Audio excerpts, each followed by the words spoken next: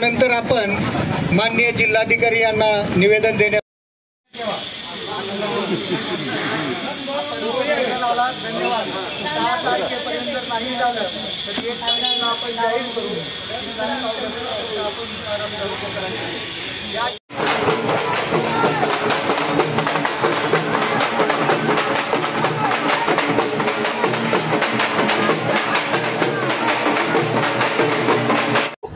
तुम्ही पाहताय आज धाराशिव जिल्ह्यामध्ये जिल्हा अधिकारी कार्यालयासमोर सर्व शेतकरी वर्ग, आमचे बंधू अनिल दादा जगताप आणि माझे सगळे शेतकरी वर्ग, महिला भगिनी, आमच्या जिल्ह्यावर पहिल्यापासून सौतीचं प्रेम या सरकारचं आहे। आमचे निकम्मे लोकप्रतिनिधी जे धाराशिव मध्ये पीक विम्याचं मीच शिल्पकार म्हणतात, त्यांनी लोकांच्या तोंडाला पानं पुसलेली आहेत। माझा जिल्हा मागास आहे।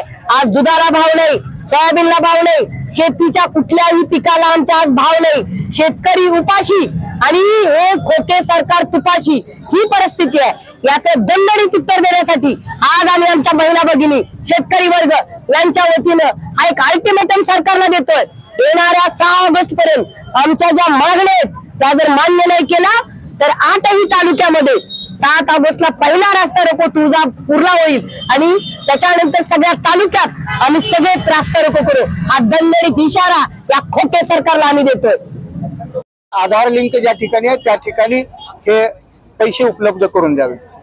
या ठिकाणी मी आता सांगितलंय, राज्य शासनानं, केंद्रानं हे जर जुलमी परिपत्रक मागे नाही घेतलं, 6 ऑगस्ट पर्यंतची वेळ आपण त्यांना देतोय आणि तोपर्यंत जर हे जुलमी परिपत्रक नाही मागे घेतलं, शेतकऱ्यावरचा अन्याय नाही थांबवला तर 7 ऑगस्ट पासून या जिल्ह्यात वेगवेगळ्या ठिकाणी 8 तालुक्याच्या ठिकाणी 8 रस्ता रोको आंदोलन केले जातील।